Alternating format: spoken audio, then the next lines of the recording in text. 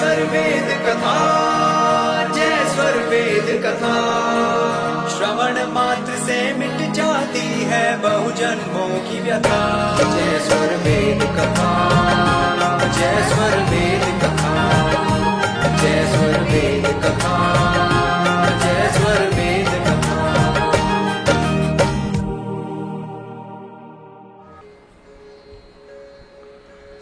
कल मैंने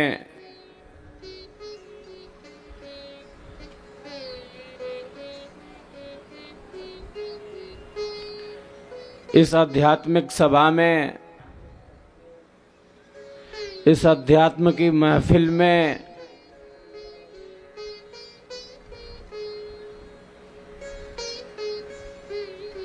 सेवा, सत्संग और साधना की त्रिवेणी के बारे में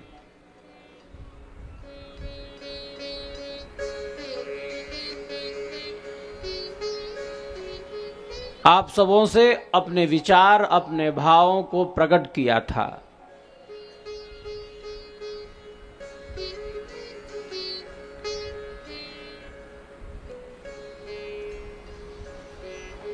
कितने प्रकार के पदार्थ हैं, किस प्रकार से मानव जीवन के लिए पुरुषार्थ निर्धारित किए गए हैं। जड़ और चेतन का किस प्रकार से ये संयोग काम कर रहा है।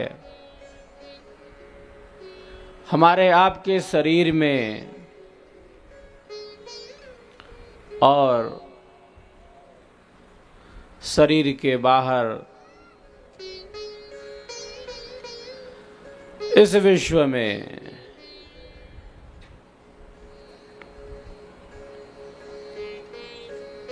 तो आज पुनः इस यात्रा को, इस विहंगम योग की यात्रा को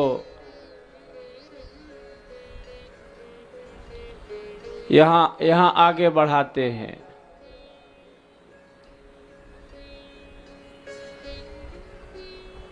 बड़ा यह पुण्य अवसर है, बड़ा ही यह पुण्य संयोग है जब हम इस विहंगम योग की त्रिवेणी में, इस ब्रह्म विद्या की त्रिवेणी में स्नान कर रहे हैं। ये सेवा, सत्संग और साधना की त्रिवेणी है।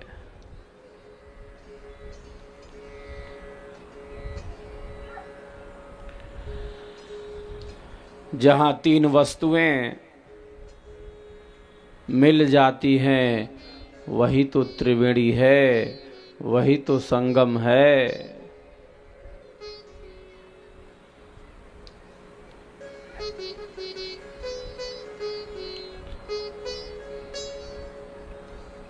हमारा ये शरीर ही पार्थिव है, प्रकृति का है।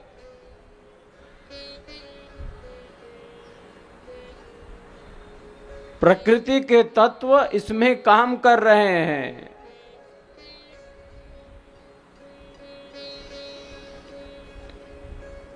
सत्व, रज और तम, ये तीन गुण हैं। हाँ, इसके आधार पर मनुष्य के भाव, उसके विचार, उसके संकल्प और उसकी स्थितियां हैं।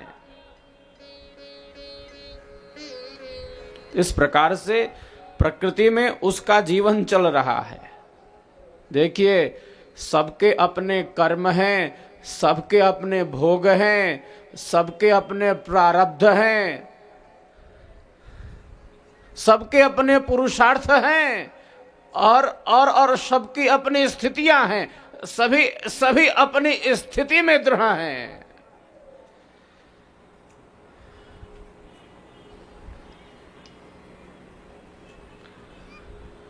सब अपने जीवन में हैं, अपने जीवन में आगे बढ़ रहे हैं, क्योंकि सबके साथ कर्म हैं, उनके फल हैं, उनके विपाक हैं, उनके भोग हैं, उनके आशय हैं। और इस प्रकार से सबका जीवन चल रहा है, आगे बढ़ रहा है।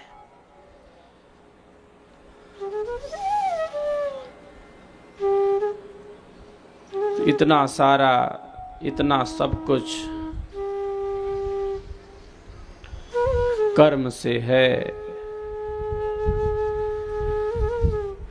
आप देखिए, सुख दुख आवागमन,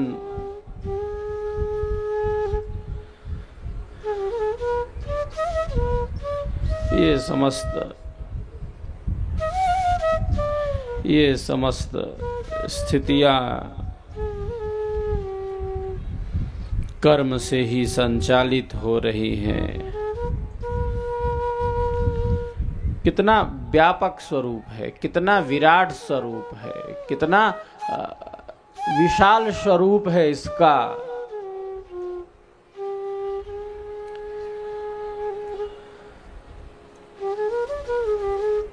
मैंने कल बतलाया था, अभी इन्होंने वाणी का प्रयोग नहीं किया,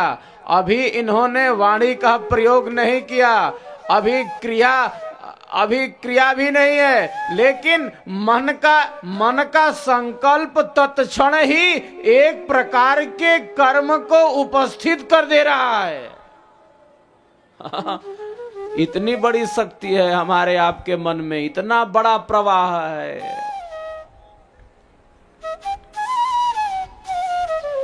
अभी साहब ने वाणी का प्रयोग नहीं किया, वाणी से कुछ बोला नहीं है,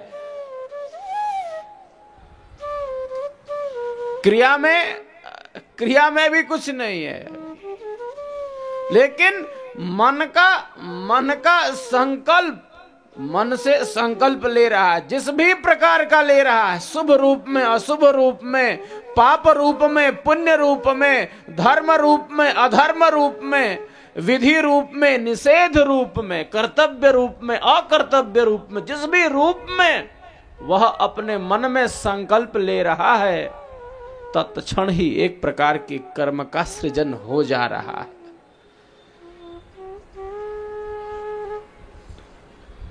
इतनी बड़ी शक्ति है हमारे आपके मन में।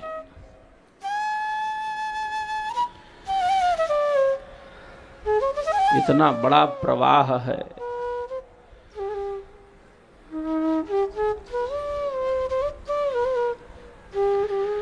बहुधा अनेक व्यक्तियों का कोई नियंत्रण नहीं, कोई संयम नहीं, मन के इन विचारों पर, मन के इन भावों पर, मन के इन संकल्पों पर कोई नियंत्रण नहीं, कोई संयम नहीं। विचारों के प्रवाह के साथ ही साहब बहे जा रहे हैं।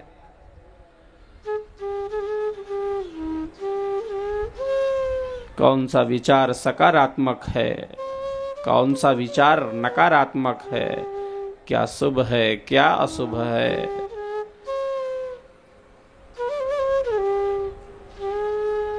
क्या पाप है, क्या पुण्य है, क्या धर्म है, क्या अधर्म है, क्या विधि है, क्या निषेध है।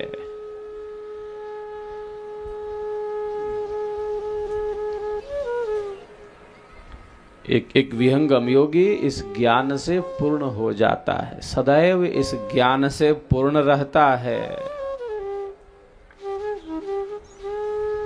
क्योंकि वह सेवा, सत्संग और साधना की त्रिवेणी में स्नान करता है। सेवा, सत्संग और साधना की त्रिवेणी में वह स्नान करता है।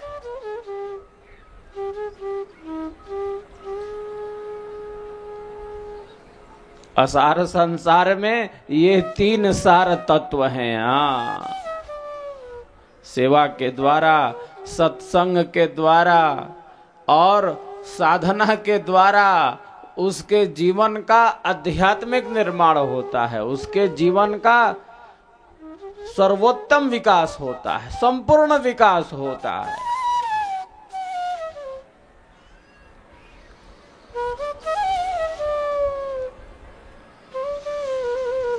तो मानव जीवन कितना श्रेष्ठ है, आप देखिए कितना उच्च है। इसकी गंभीरता को और इसकी वास्तविकता को श्रेष्ठ जन समझते हैं। वो जानते हैं जीवन ऐसे ही नहीं है। हाँ, बहुत उत्कृष्ट है ये जीवन। जीवन बहुत ऊंची वस्तु है, बहुत विशिष्ट वस्तु है। मात्र शरीर को पुष्ट करते रहना और इंद्रियों को तृप्त करते रहना हमारे जीवन का उद्देश्य नहीं हो सकता। हाँ, मैं प्रायः कहता हूँ शरीर की पुष्टि और इंद्रियों की तृप्ति जीवन का उद्देश्य नहीं हो सकता। सीधी सी बात है साहब। शरीर को पुष्ट करते रहना और इंद्रियों को तृप्त करते रहना मानव जीवन का उद्देश्य नहीं हो सकता।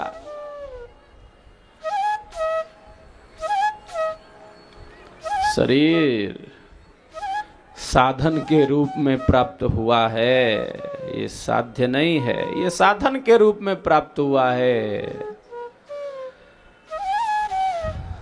शरीर सीढ़ी है, मंजिल नहीं है।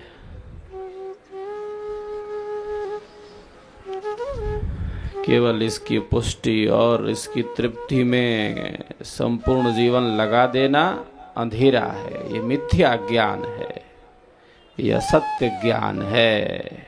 सीधी सी बात है।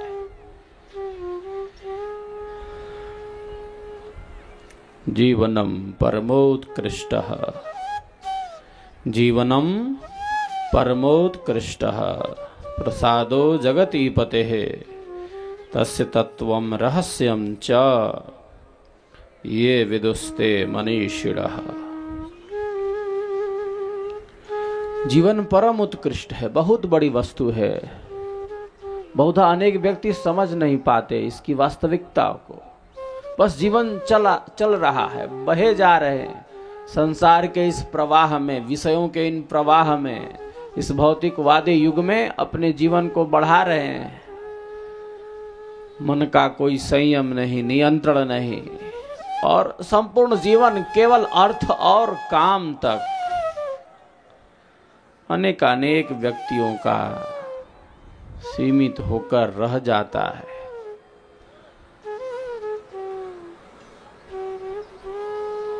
क्या मतलब है साहब? जिस आधार पर हमारा आपका शरीर चल रहा है, दृश्य शरीर का अदृश्य आधार है, वह आत्म तत्व है। क्या लेना देना है इन्हें? शरीर दिखलाई पड़ता है, आत्मा इन भौतिक नेत्रों से प्रत्यक्ष नहीं होती। स्वयं से जुड़ने का कोई बोध नहीं, कोई प्रयत्न नहीं। केवल शरीर, केवल शरीर, केवल संसार, केवल ये पदार्थ। इसी में सारा जीवन एक व्यक्ति का व्यतीत हो जाता है।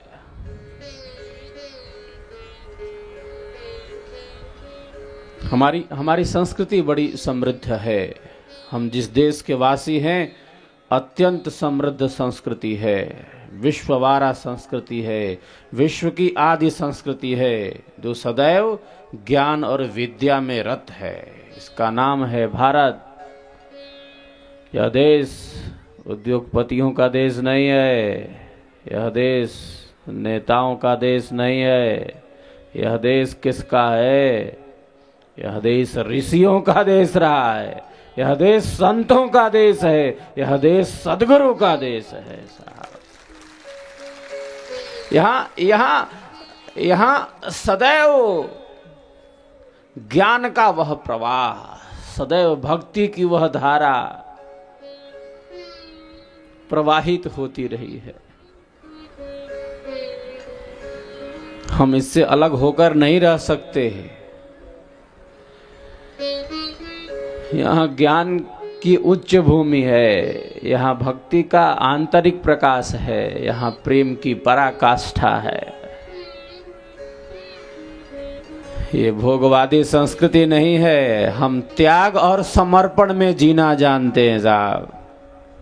यहाँ त्याग, समर्पण, श्रद्धा बड़ी वस्तु है, सहजता बड़ी वस्तु है, यहाँ लघुता बड़ी वस्तु है। सेवा, सत्संग और साधना से बड़ी कोई वस्तु नहीं है यहाँ।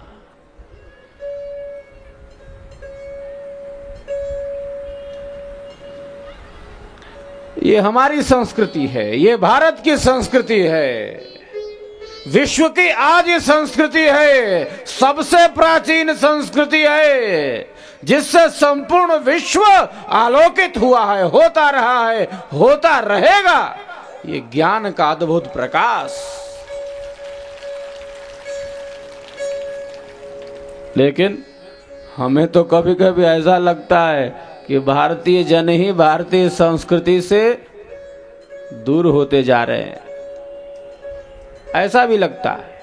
इसीलिए यह हमें अपने कर्तव्य में, अपने पुरुषार्थ में हमें दृढ़ करता है। अरे साहब, आप भारत में रहते हैं, भारत की हवाओं में श्वास लेते हैं, और आप भारत की संस्कृति से दूर हैं। कैसे चलेगा, कैसे होगा?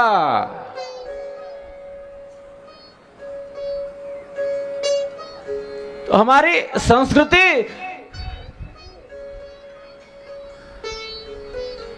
विश्व की आद्य संस्कृति है, जिसने जीवन मूल्यों को हमें प्रदान किया है, नैतिक मूल्यों को प्रदान किया है, आध्यात्मिकता को सहज रूप से प्रदान किया है। हाँ, अध्यात्म हमारे देश की आत्मा है, अध्यात्म हमारे देश की आत्मा है। भारत की आत्मा का क्या नाम है? हाँ, भारत की आत्मा कौन है? भारत की आत्मा का क्या नाम है? अध्यात्म नाम है। अध्यात्म, ये ब्रह्म विद्या, हाँ, ऋषियों का यह विज्ञान, सद्गुरु का यह पथ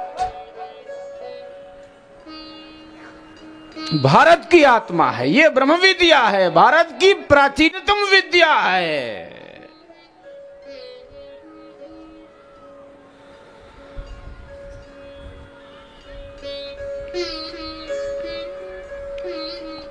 तो हम इससे अलग होकर नहीं रह सकते, नहीं रहना चाहिए। और जन जन तक ये किरणें पहुंचे, इसीलिए विहंगम योग संस्थान काम कर रहा है कि हम इस भारत की प्राचीनतम विद्या को आत्मसात कर सकें, इस पथ पर आगे बढ़ सकें। हम ऋषियों के पथ पर बढ़ सकें। जो रास्ता, जो मार्ग हमारे ऋषियों ने दिखाया, उस पथ पर हम बढ़ सके। हम ऋषियों की संतान हैं, हमारे गोत्र ऋषियों के नाम पर है साहब।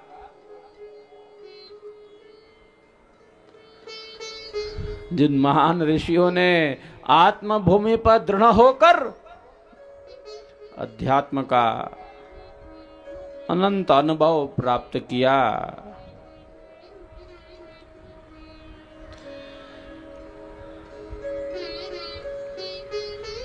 तो यह ऋषियों का विज्ञान है।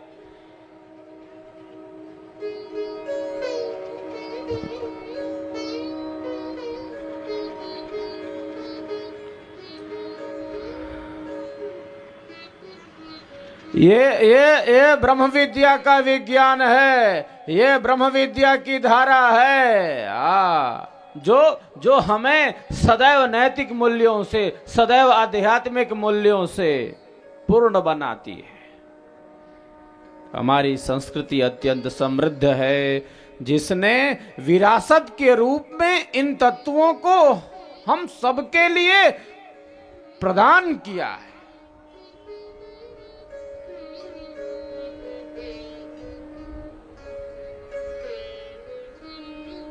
4 प्रकार के पुरुषार्थ बतलाए, धर्म अर्थ काम मोक्ष। हमारी संस्कृति बतलाती है, भारत का दर्शन बतलाता है, ऋषियों का दर्शन बतलाता है।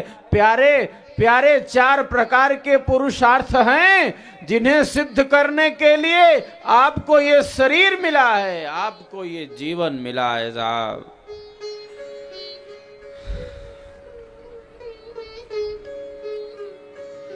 धर्म अर्थ काम और मोक्ष।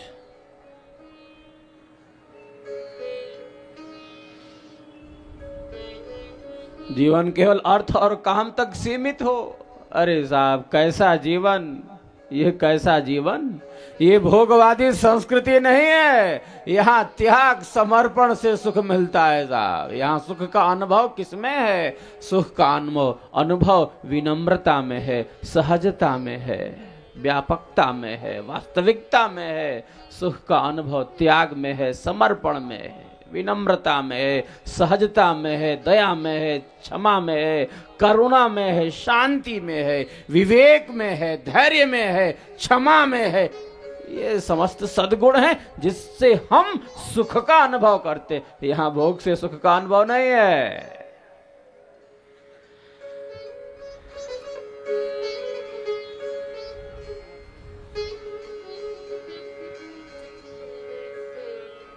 अध्यात्म हमें वह मार्ग दिखलाता है, अध्यात्म हमें वह रास्ता दिखलाता है।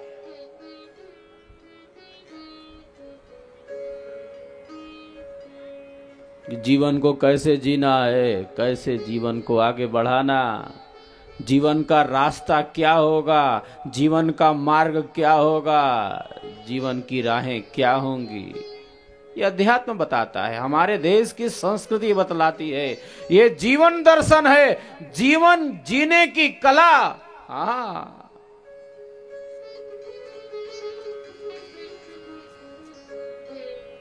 और केवल जीवन जीने की कला नहीं साहब, अरे ये मृत्यु की कला है, ये मृत्यु सिखाती है, ये मृत्यु को बतला देती है। ये ब्रह्म विद्या न केवल जीवन जीने की कला बल्कि शरीर छोड़ने की कला, शरीर से परे होने की विद्या है, कला है साहब।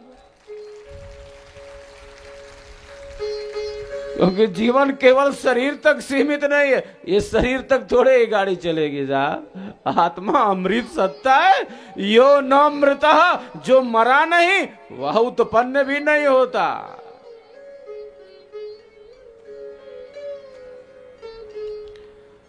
आत्मा यो न मृत, जो मरा नहीं, जो मरता नहीं वह उत्पन्न भी नहीं होता। वो शाश्वत है, नित्य है, सहज है, सनातन है, सदाई वह है। जिसका जन्म होता है वो जाए, वो मरण में जाए। आत्मा का जन्म थोड़े ही होता है साहब, वो सदैव स्थित है, सदैव स्थित है, सहज रूप से, स्वाभाविक रूप से। जन्म और मरण से रहित सत्ता है, चेतन सत्ता है, नित्य सत्ता है, सद कारणव नित्यम।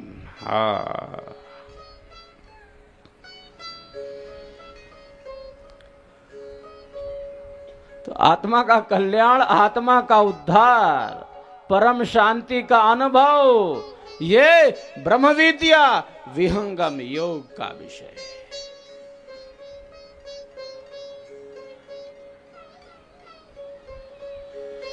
न केवल जीवन जीने की कला बल्कि शरीर छोड़ने की कला, शरीर से निकल जाने की कला। यही तो विहंगम योग बतला देता है, दे देता है, सिखा देता है, दिखा देता है साहब। ये ब्रह्म विद्या का है।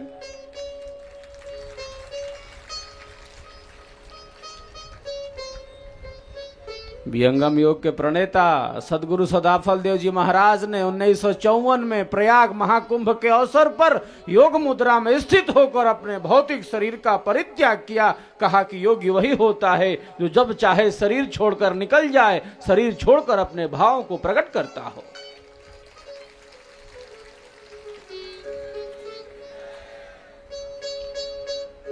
जिसको शरीर छोड़ने का ज्ञान नहीं, अरे साहब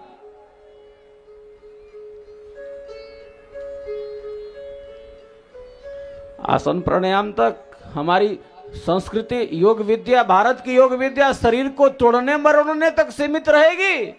अरे साहब क्या मामला है, शरीर को तोड़ना मरोड़ना, श्वासों की क्रियाओं को कर लेने से योग घटित हो जाएगा, क्या मामला है।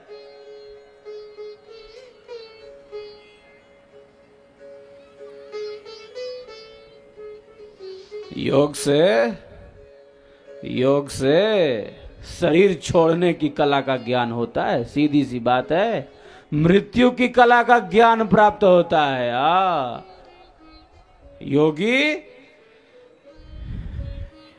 इस विद्या से पूर्ण हो जाता है। किस प्रकार, कब, कैसे, किस मार्ग से आत्मा को निकालना है शरीर से, हाँ, इस मामले में परफेक्ट बन जाता है। भारत की संस्कृति बड़ी महान है।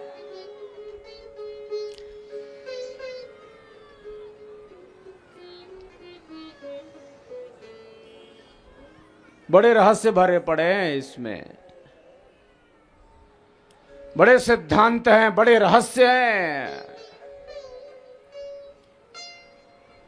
लेकिन आश्चर्य कुछ नहीं है, सब कुछ इस मानव शरीर से, मानव जीवन से संभव है, क्योंकि मानव के पास इतनी शक्ति, इतनी योग्यता, इतनी क्षमता, हाँ, ईश्वर के द्वारा प्रदान की गई है। ऐसी क्षमता, ऐसी योग्यता है उसके अंदर कि अनंत आनंद का, अनंत शांति का अनुभव कर सकता है। इसी मानव शरीर में आत्मा अनंत उन्नति को प्राप्त कर सकती है। सीधी सी बात है ऐसा। मानव शरीर से भिन्न कोई दूसरा शरीर है तो वहां उन्नति का कोई साधन नहीं है, वहां मुक्ति का कोई साधन नहीं है, परमानंद की प्राप्ति का कोई साधन नहीं है। वहां केवल भोग हैं, केवल भोगों को भोगना है, केवल भोग योनि है, हाँ, केवल प्रारब्ध को भोगना है।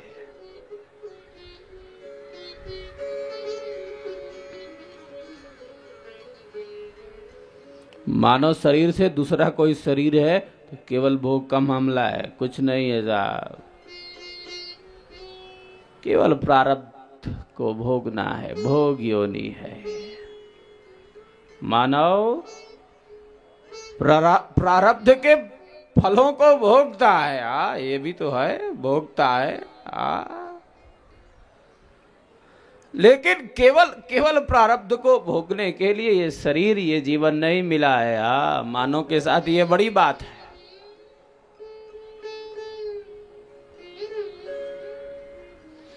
यह अनंत उन्नति का साधन है, आत्मा की अनंत उन्नति का साधन, परमानंद की प्राप्ति का साधन, उस अनंत चेतना से जुड़ने का साधन, परम आनंद की उपलब्धि का साधन, जीवन मुक्ति का साधन है।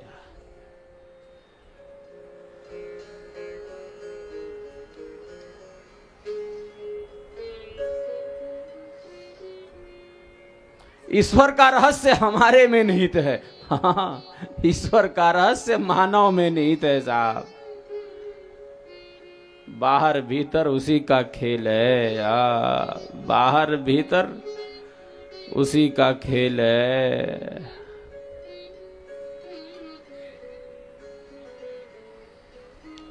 अभी हम आगे चलेंगे, इनको अवसर दे देता हूं, एक बार आपको स्वर वेद की इन वाणियों से जोड़ दें, फिर हम आगे की तरफ बढ़ेंगे। स्वर वेद के बिना तो अभी ये यात्रा पूरी होती नहीं है। स्वर वेद तो रच बस गया है। अब चलते हैं स्वर वेद में। इस प्रवाह को अब मैं स्वर वेद के साथ जोड़ता हूँ, तन्मय होकर स्वर वेद की दिव्य वाणियों का आप सभी श्रवण कर लें, फिर हम आगे की तरफ बढ़ेंगे। ये दिव्य वाणी है, ये अमोघ वाणी है, ये साक्षात धर्मा ऋषि की वाणी है, ये ब्रह्मवाणी है। इसमें ज्ञान का वास्तविक प्रकाश प्रकट होता है। ये अद्भुत वाणी साक्षात्कृत धर्मा ऋषि की वाणी, अनुभूतियां ही इसमें अभिव्यक्त हैं। हाँ, अनुभूतियों को ही अभिव्यक्ति प्रदान की गई है। इन वाणियों में अनुभूतियों को ही अभिव्यक्त किया गया है। ये बड़ी बात है, अद्भुत सामंजस्य है अनुभूति एवं अभिव्यक्ति का स्वर वेद में। तो साधना के अभ्यास के पहले स्वर वेद के दोहों का पाठ साधना के अनुभवों में वृद्धि कर देता है। चलते हैं हम स्वर वेद में, तन्मय होकर आप सभी स्वर वेद की दिव्य वाणियों का श्रवण करें।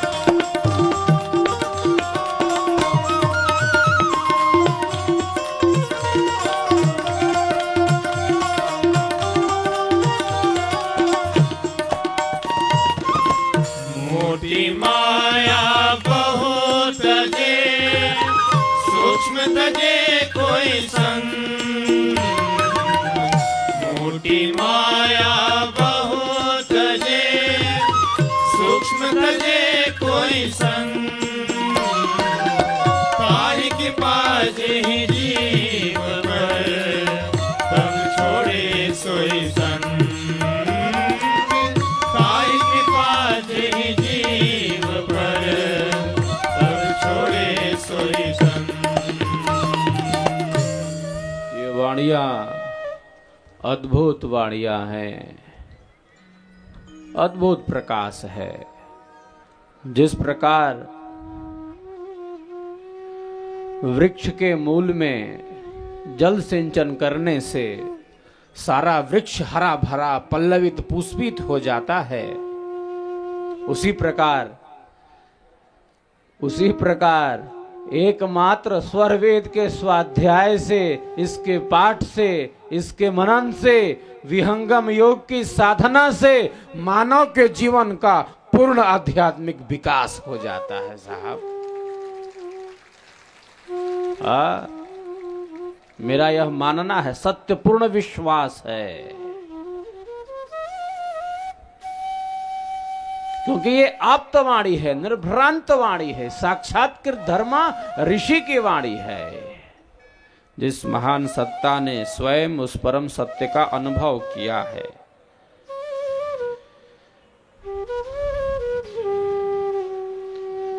आत्मभूमि में दृढ़ होकर उस महान सत्य को समस्त विश्व की मानवता के कल्याण के लिए चरितार्थ किया है, प्रकाशित किया है। ये बड़ी बात है। तो अध्यात्म का निर्भ्रांत ज्ञान इसके द्वारा होता है। हाँ, योग का वास्तविक स्वरूप प्राप्त होता है। हाँ, भक्ति का यथार्थ स्वरूप प्राप्त होता है। जो वस्तु जैसी, हाँ, उसको वैसा जान लेना, यही तो बड़ी बात है। यही तो विद्या और ज्ञान का यथार्थ लक्षण है, वास्तविक लक्षण है। अब वस्तु कुछ है और आप उससे भिन्न कुछ अन्य समझ रहे हैं, तो ये तो गड़बड़ हो जाएगा ना।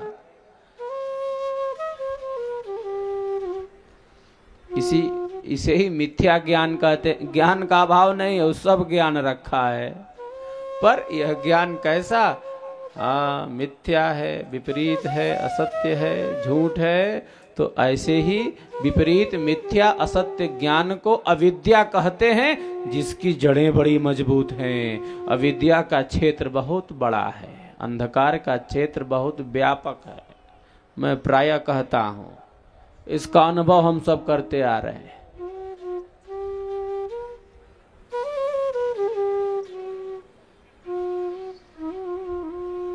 जो वस्तु जैसी उसको वैसा जानना समझना, ये बड़ी बात है। और यही विद्या और ज्ञान का यथार्थ लक्षण है, वास्तविक लक्षण है। किसी भी वस्तु को निर्भ्रांत रूप में जान लेना, समझ लेना, यही तो बड़ी बात है साहब। वस्तु कुछ है, आप उसे कुछ अन्य समझ रहे हैं।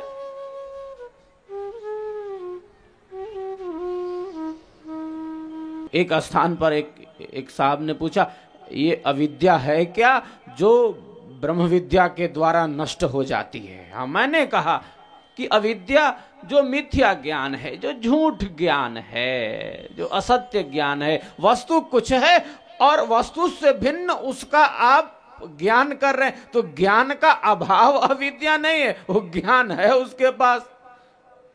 लेकिन साहब, कैसा ज्ञान? इस ज्ञान में ही तो गड़बड़ है, ये मिथ्या है, ये विपरीत है, ये असत्य है। ज्ञान का अभाव अविद्या नहीं है, बल्कि मिथ्या ज्ञान, झूठ ज्ञान, विपरीत ज्ञान, विपर्य ज्ञान, असत्य ज्ञान को अविद्या कहते हैं। और जो इस ब्रह्म विद्या से, इस विहंगम योग से जिसकी जड़ें हिल जाती हैं, जो नष्ट हो जाता है, हाँ, झूठ का काम तमाम हो जाता है, असत्य नष्ट हो जाता है, और जो वस्तु जैसी उसका वास्तविक रूप में प्रत्यक्ष हो जाता है। ये बड़ी बात है, यही वास्तविक स्थिति है। और विहंगम योग इसी में प्रतिष्ठित कर देता है। तो वस्तु का वास्तविक प्रत्यक्ष, जो वस्तु जैसी उसको वैसा जानना बड़ी बात है। और यही विद्या और ज्ञान का यथार्थ लक्षण है, वास्तविक लक्षण है। वस्तु कुछ है और व्यक्ति उससे भिन्न कुछ अन्य समझ रहा है।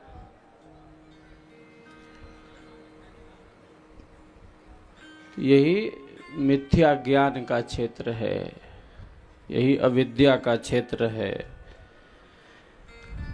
यही विपरीत ज्ञान का क्षेत्र है। ज्ञान का अभाव अविद्या नहीं है, बल्कि मिथ्या ज्ञान, विपरीत ज्ञान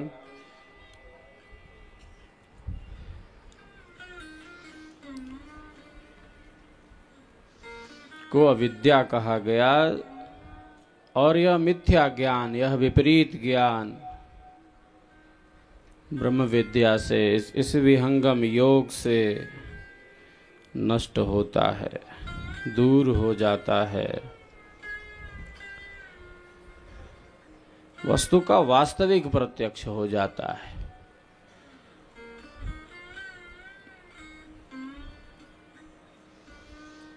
तो हमारे देश का नाम ही भारत है, जो सदैव ज्ञान में रत है, जो विद्या के यथार्थ प्रकाश में है। हम अपनी संस्कृति से अलग नहीं हो सकते। अत्यंत समृद्ध संस्कृति, जिसने हमें धर्म से लेकर मोक्ष तक की यात्रा का विज्ञान बतलाया। मैं प्रायः कहता हूं अध्यात्म हमारे देश की आत्मा है।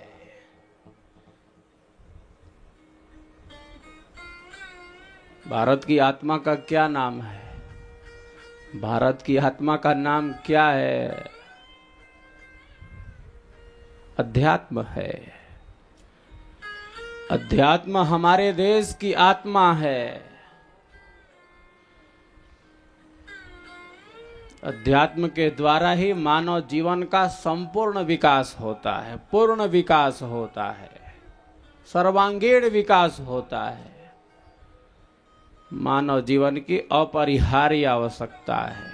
इसी के आलोक में जीवन संपूर्ण बनता है। हम अपनी संस्कृति से अलग नहीं हो सकते।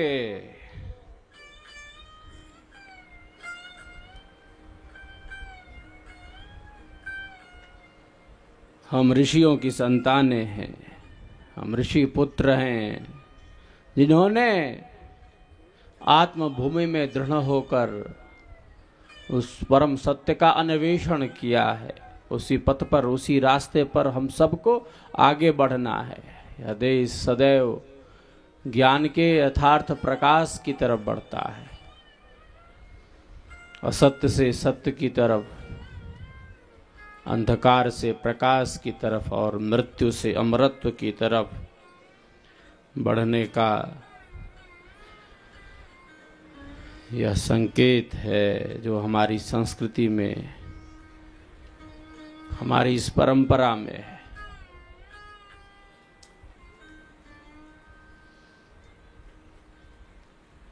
संपूर्ण सृष्टि ईश्वर से व्याप्त है। हाँ, हमारे लिए सिद्धांत निर्धारित हैं, हमारे लिए नैतिक मूल्य निर्धारित हैं, जीवन का मार्ग निर्धारित है, जीवन की राहें निर्धारित हैं, जीवन जीने की कला है। और मैं थोड़ी देर पहले बता रहा था कि न केवल जीवन जीने की कला, बल्कि शरीर छोड़ने की कला, मृत्यु का विज्ञान भी विहंगम योग बतलाता है। ये ब्रह्म विद्या बतलाती है, ये विहंगम योग का दर्शन बतलाता है।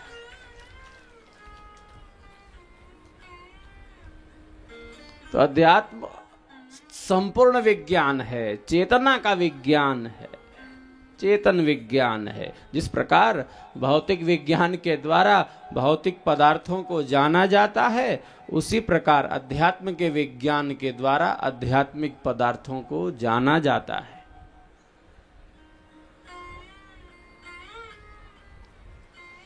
अनुभव किया जाता है।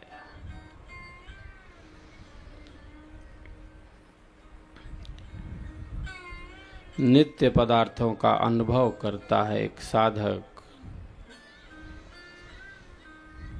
आत्मा नित्य है, परमात्मा नित्य है, चेतन सत्ता है, नित्य सत्ता है, सहज सत्ता, चिरंतन सत्ता, सनातन सत्ता।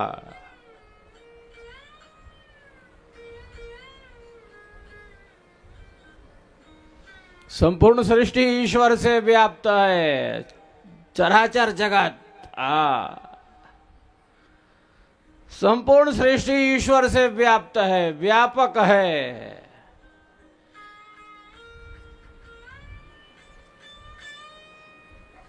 और जो कुछ भी प्राप्त हो उसका त्याग पूर्वक उपभोग। हाँ, यही तो हमारी संस्कृति ने सिखलाया, यही तो त्याग पूर्वक उपभोग है। तेन त्यक्तेन भुंजी था, त्याग पूर्वक उपभोग। मैं और मेरा से ऊपर उठकर साहब।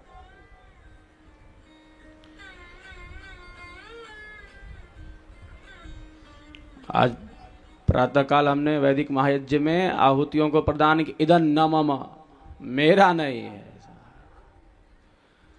मैं और मेरा से ऊपर उठाती है हमारी संस्कृति संपूर्ण विश्व को।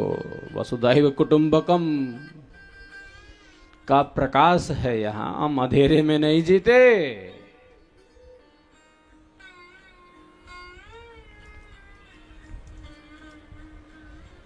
मैं और मेरा से ऊपर उठाती है हमारी संस्कृति।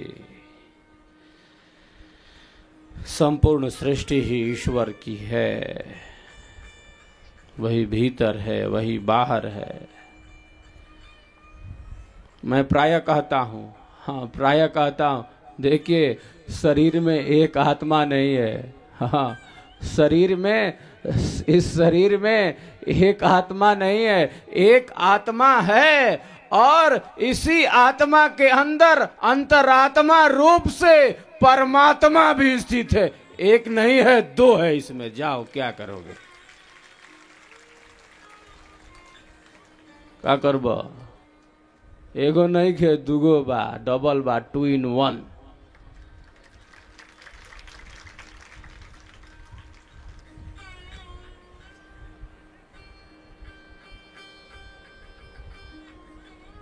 शरीर चल रहा है, आत्मशक्ति है आजाब।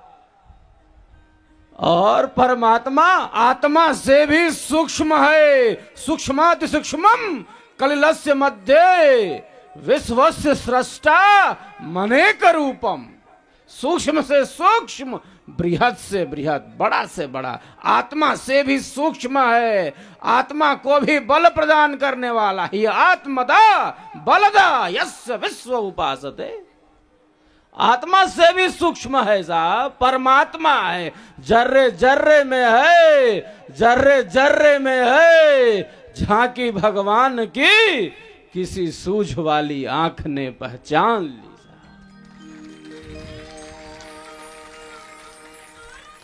तो ईश्वर का रहस्य हमारे में निहित है, मानव में निहित है, आत्मा में निहित है साहब। आत्मा अनंत उन्नति का साधन है।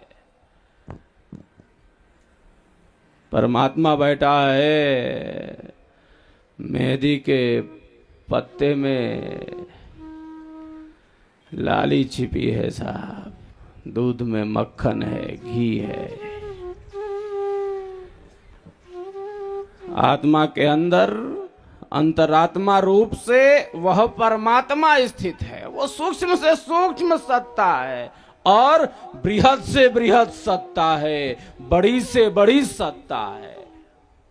तो शरीर में भी है, शरीर से बाहर भी है, यहां भी है, वहां भी है साहब।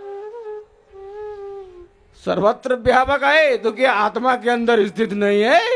हा? आत्मा के अंदर अंतरात्मा रूप से स्थित है। इसीलिए मैं प्रायः कहता हूं इस शरीर में एक आत्मा नहीं है, इस शरीर में दो आत्मा है। एक आत्मा है और आत्मा के भीतर अंतरात्मा रूप से परमात्मा भी स्थित है। बस दीदार करना है साहब। मानव शरीर, मानव जीवन बहुत उत्कृष्ट है, परम परम उत्कृष्ट है।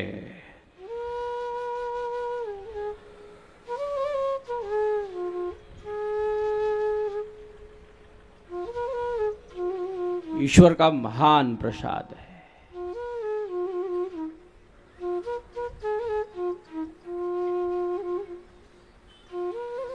ईश्वर की ये सृष्टि है। हाँ, आप देखिए सर्वत्र सर्वत्र उसका खेल चल रहा है।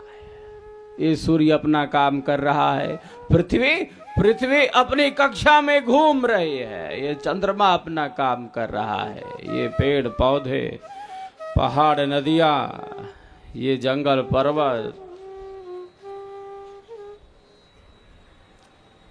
ये सब अपना काम कर रहे हैं। ये प्रकृति ईश्वर को ही तो प्रकट कर रही है। हाँ, प्रकृति में भी है, इससे परे भी है।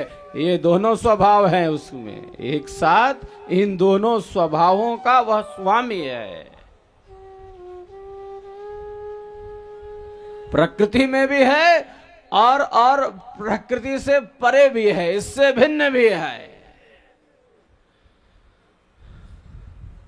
आत्मा में भी है, हाँ, प्रकृति में भी है, अक्षर ब्रह्म में भी है, इससे परे भी है।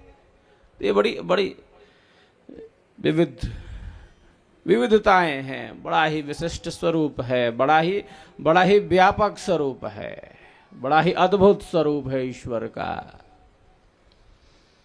वाणी के पास वह सामर्थ्य नहीं है, वाणी के पास वह सामर्थ्य नहीं है कि उसके स्वरूप को बता सके। जितना भी कहा जाए वो अल्प होगा, सीमित होगा, कम होगा, नेति नेति। केवल इतना ही नहीं, बहुत कुछ है साहब, बहुत विशाल है, बहुत व्यापक है, बृहद है, अथाह समुद्र है, ज्ञान का अथाह सागर है, अनुभव का विशाल क्षेत्र है।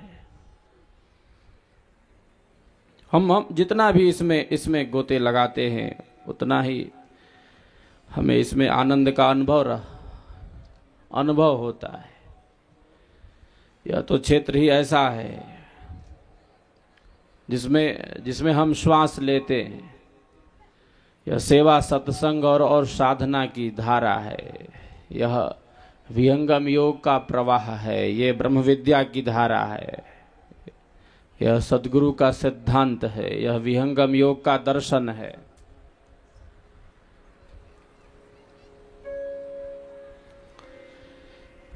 जो हमें ऐसी उच्च स्थिति में पहुंचा देता है। एक साधक जब सेवा, सत्संग और साधना में दृढ़ हो जाता है, स्थिर हो जाता है, तो अत्यंत कल्याण का वह अनुभव कर लेता है। सेवा बड़ी वस्तु, सत्संग यहाँ बड़ी वस्तु, साधना यहाँ बड़ी वस्तु है। सेवा, सत्संग और साधना का आधार न छूटे, यही प्रयत्न होना चाहिए हम सबका, यही प्रयत्न होना चाहिए। सेवा, सत्संग और साधना से हम दूर न रहें, यही सार तत्व है, यही आत्म तत्व है, यही प्राण तत्व है, यही विशिष्ट तत्व है, यही मानव के कल्याण के तत्व हैं। सेवा, सत्संग और साधना। अध्यात्म में तो समस्त वस्तुएं, प्रकृति से लेकर परमात्मा पर्यंत ज्ञान है इसमें।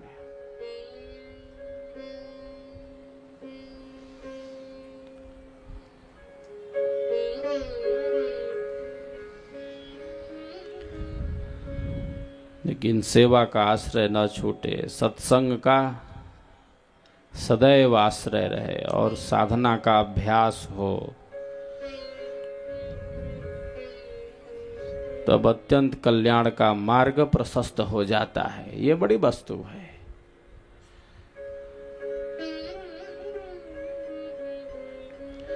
सेवा सत्संग और साधना का अभाव होगा तब समस्याएं बढ़ेंगी, दुख बढ़ेंगे, कष्ट बढ़ेंगे। सदैव इसमें स्थिति चाहिए, इसमें दृढ़ता चाहिए, सत्संग में भी गहन रुचि होनी चाहिए। हाँ, चित्त भी डवाडोल की स्थिति में रहता है।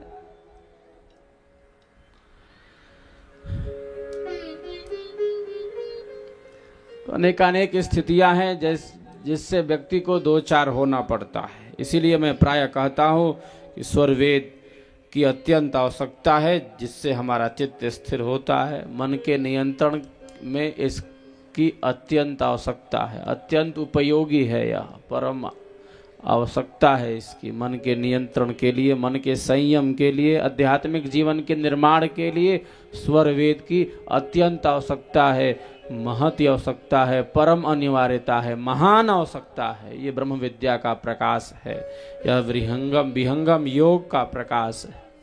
ब्रह्म विद्या का प्रचार हो, प्रसार हो, इसीलिए यह महान सदग्रंथ है। ब्रह्म विद्या की किरणें जन जन तक पहुँचे, इसीलिए इस महान सदग्रंथ का सृजन किया गया है।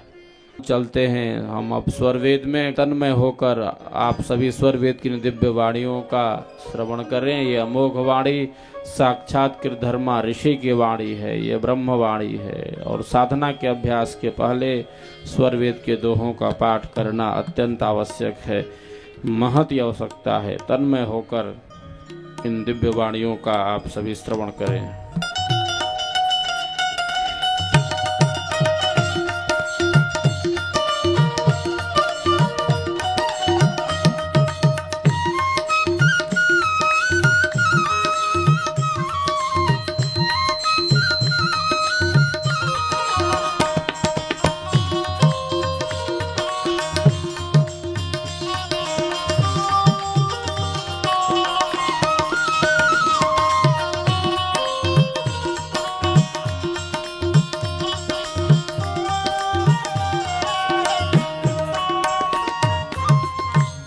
खोजा तिन पाइया अंतर घट के मान, जिन खोजा तिन पाइया अंतर घट के मान। ब्रह्म विद्या प्रकाश में योग युक्ति रतमान,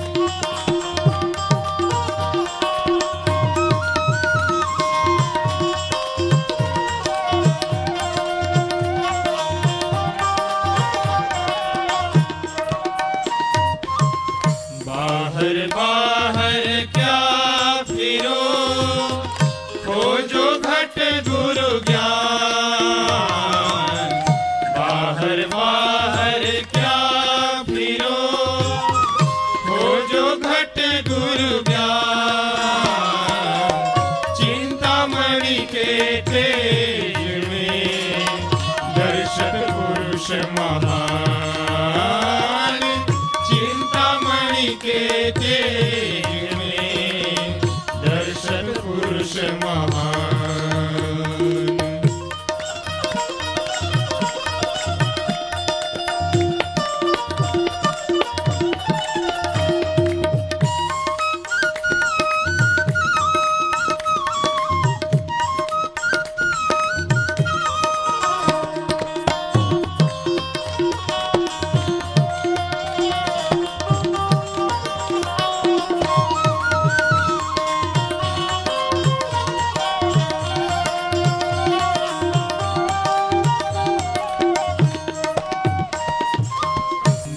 कुंडल में वास है वन वन खोजत धार, मृग कुंडल में वास है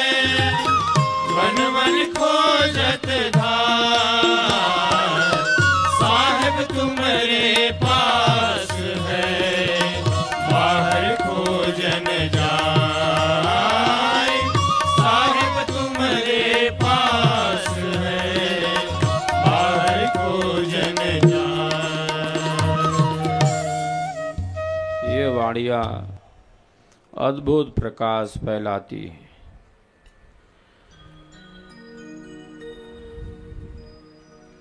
आत्मा के अंदर अंतरात्मा रूप से वह परमात्मा स्थित है।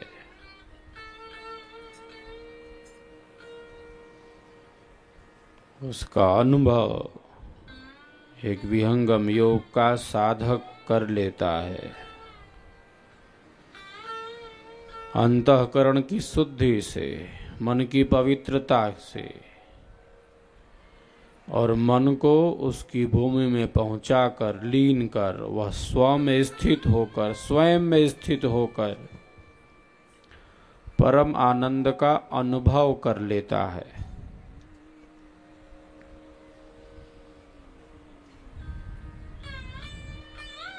तो अंतरयात्रा प्रधान वस्तु है। स्वयं के भीतर उतरना बड़ी वस्तु है और अध्यात्म में ये आवश्यक वस्तु है। इसी की प्रधानता है यहाँ। हाँ, कल मैंने बतलाया था कुंभ का मामला। शरीर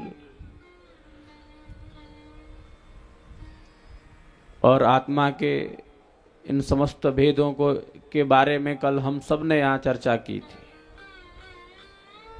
बड़ी वस्तु है, अद्भुत जीवन है यह।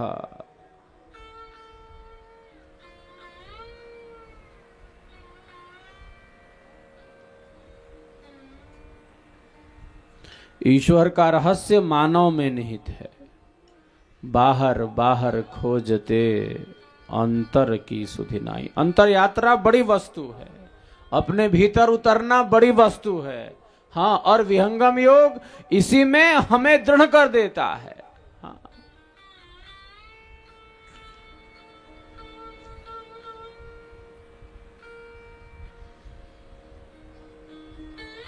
यह स्वयं से परिचित करा देता है। यह स्वयं से जुड़ने की विद्या है, खुद को पहचानने की विद्या है, स्वयं के साक्षात की विद्या है। ये ब्रह्म विद्या है, ये परा विद्या है। अथ परायया तदक्षरम अधिगम्यते। जिस परा विद्या के द्वारा अविनाशी पदार्थों का अनुभव होता है।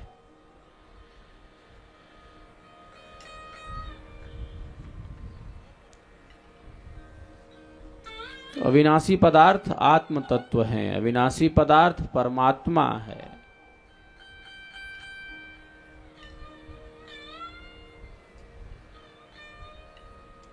और एक साधक अंतःकरण को शुद्ध करता है, पवित्र कर लेता है विहंगम योग के प्रभाव से, सेवा, सत्संग और साधना की त्रिवेणी से। हाँ, जो इस आंतरिक त्रिवेणी में स्नान करेगा साहब, सेवा, सत्संग और साधना की त्रिवेणी में, वही शुद्ध हो पाएगा, आंतरिक रूप से शुद्ध होगा, वही पवित्र हो जाएगा साहब। केवल भौतिक स्नान पर्याप्त नहीं है। आंतरिक स्नान ज्यादा महत्वपूर्ण है। मन का स्नान ज्यादा आवश्यक है। केवल शरीर को स्नान करा देने से ये यात्रा पूर्ण नहीं होगी, ये कुंभ पूर्ण नहीं होता। अंतःकरण की शुद्धि का बारंबार जोर है। मन, बुद्धि, चित्त, अहंकार, ये 4 प्रकार के अंतःकरण हैं जो आत्मा के साथ हैं, हमारे साथ हैं। इनकी शुद्धि का बारंबार संदेश दिया ऋषियों ने, सदगुरु ने, बारंबार स्वरवेद ने यही संदेश दिया।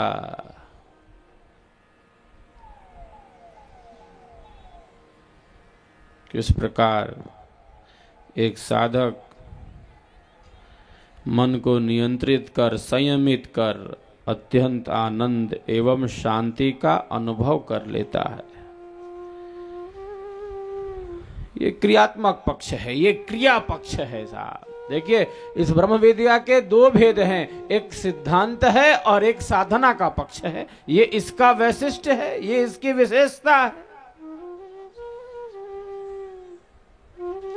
एक सिद्धांत है और दूसरा इसका क्रियात्मक पक्ष है, इसका साधनात्मक पक्ष है। सैद्धांतिक पक्ष स्वर वेद से और साधनात्मक पक्ष विहंगम योग की साधना से, सेवा सत्संग से स्पष्ट हो जाता है।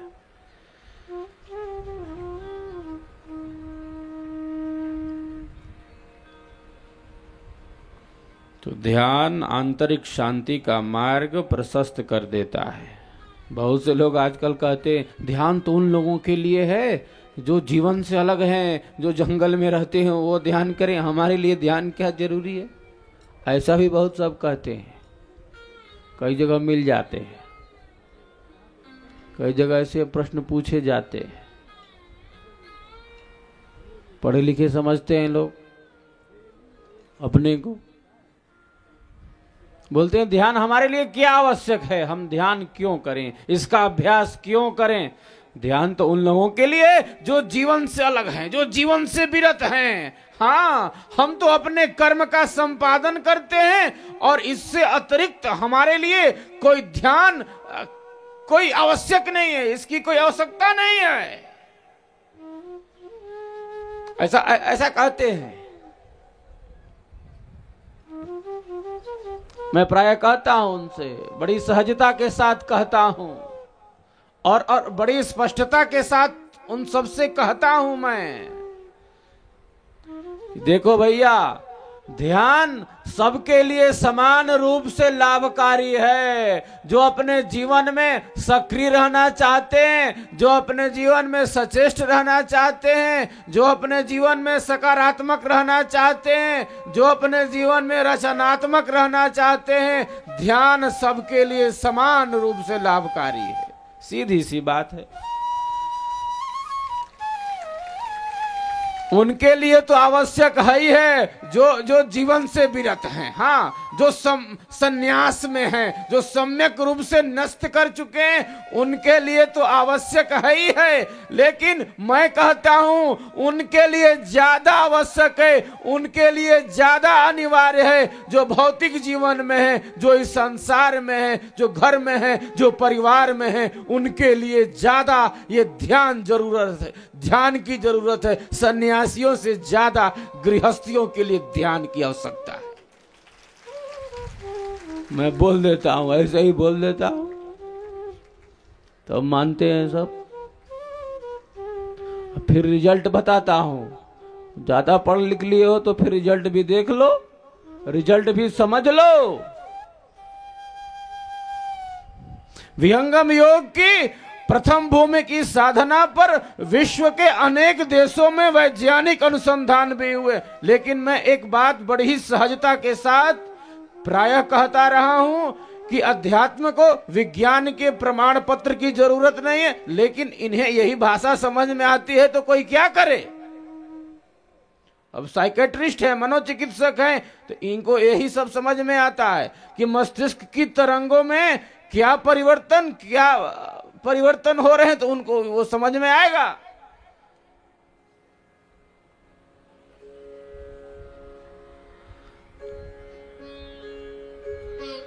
विहंगम योग की प्रथम भूमि की साधना से, विहंगम योग की प्रथम भूमि की साधना से क्या होता है? ये प्रथम भूमि का रिजल्ट क्या है? अल्फा तरंगे बढ़ जाती हैं, मस्तिष्क की अल्फा तरंगे बढ़ती हैं, अत्यधिक रूप से बढ़ जाती हैं, जिससे क्या होता है? रेस्टफुल अलर्टनेस बढ़ता है, शांति में सचेत अवस्था बढ़ती है, मस्तिष्क शांत होता है, सहज होता है। जो नकारात्मक विचार हैं, जो निरर्थक विचार हैं, जो ईर्ष्या द्वेष के विचार हैं, ऐसे विचार न्यून होने लगते हैं, क्षीण होने लगते हैं, समाप्त होने लगते हैं, और व्यक्ति का मस्तिष्क, उसके विचार, उसके भाव, उसके संकल्प सकारात्मक होते हैं, रचनात्मक होते हैं, श्रेष्ठ होते हैं, शुभ होते हैं, पवित्र होते हैं, क्योंकि उसके मस्तिष्क की अल्फा तरंगे अत्यधिक रूप से बढ़ जाती हैं। और ऐसी तरंगे जिनसे तनाव बढ़ता है, ऐसी तरंगे कम हो जाती। विहंगम योग की साधना पर 192 इलेक्ट्रोड से प्रयोग किया गया, जो आज तक किसी भी योग प्रणाली पर किया गया पहला प्रयोग है।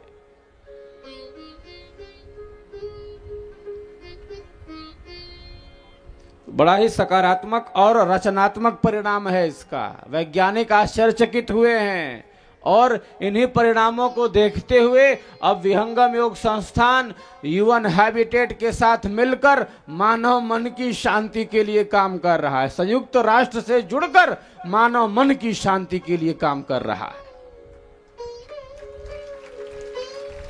क्योंकि संयुक्त राष्ट्र का उद्देश्य ही है शांति। तो शांति के लिए तो आवश्यक है कि प्रत्येक व्यक्ति उस क्रियात्मक साधना का अवलंबन करे।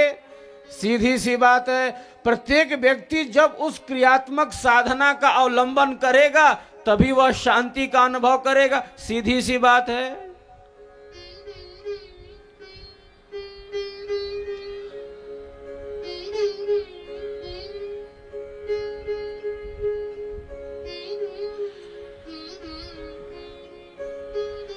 प्रत्येक व्यक्ति जब उस क्रियात्मक साधना का अवलंबन करेगा जिसके द्वारा उसका मन शांत होगा, निग्रही होगा,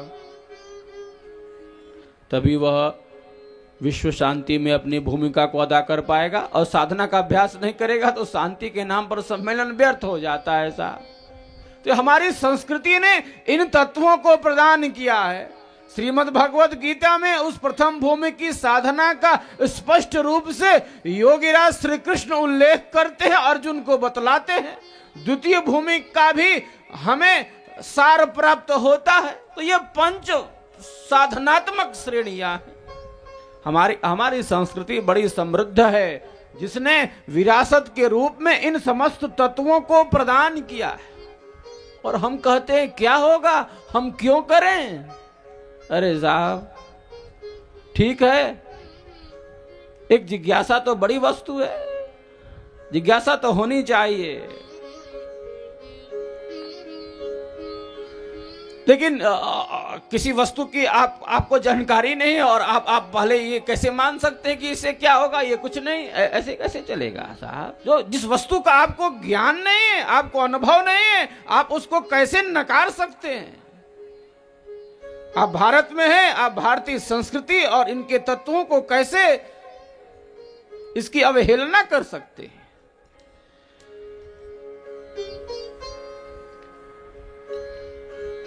ये सारी स्थितियां हैं जो आज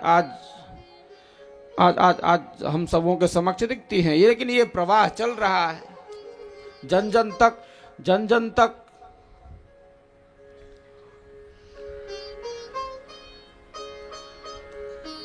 इस रथ को आगे ले जाना है। विहंगम योग के प्रचार के रथ को आगे लेकर जाना है। सेवा, सत्संग और साधना में दृढ़ होकर रहना है। एक साधक जब सिद्धासन में बैठकर उपदिष्ट भूमि पर अपनी चेतना को केंद्रित करता है, अत्यंत आनंद एवं शांति का वह अनुभव करता है। आंतरिक शांति का मार्ग विहंगम योग के ध्यान से प्रशस्त हो जाता है। आंतरिक शांति का मार्ग ब्रह्म विद्या के विहंगम योग की साधना से स्पष्ट हो जाता है, प्रत्यक्ष हो जाता है। विहंगम योग मनोनिग्रह से लेकर आत्मज्ञान एवं परमात्मा प्राप्ति तक की यात्रा है। अमर हिमालय योगी अनंत श्री सद्गुरु सदाफल देव जी महाराज ने अपनी 17 वर्षों की गहन साधना से इस सनातन ब्रह्म ज्ञान को धरती पर पुनर्स्थापित किया है। उनके स्वयं के प्रत्यक्ष अनुभवों पर आधारित महान आध्यात्मिक सदग्रंथ स्वरवेद विहंगम योग का संपूर्ण दर्शन प्रस्तुत करता है, जिसका प्रैक्टिकल आप भी अपने घर परिवार में रहते हुए कर सकते हैं। विहंगम योग में मात्र 10 मिनट के विधिवत साधन से ही अद्वितीय अनुभव होने लगते हैं। विश्व की अनेक वैज्ञानिक संस्थाओं के शोध विहंगम योग की साधना को एक अत्यंत प्रभावशाली ध्यान पद्धति के रूप में प्रतिष्ठित करते हैं। इसके अतिरिक्त विहंगम योग में सांसारिक मनोकामनाओं की पूर्ति हेतु वैदिक हवन यज्ञ का भी प्रावधान है। सन 1924 में स्थापित इस संस्थान में सद्गुरु श्री स्वतंत्र देव जी महाराज एवं संत प्रवर श्री विज्ञान देव जी महाराज के मार्ग निर्देशन में आज 35 देशों में विभिन्न भेष, भाषा, जाति, धर्म के लाखों लोग अपने आध्यात्मिक जीवन का निर्माण कर रहे हैं। यदि आप भी ब्रह्म विद्या विहंगम योग के अनूठे ज्ञान से जुड़ना चाहते हैं तो संपर्क करें।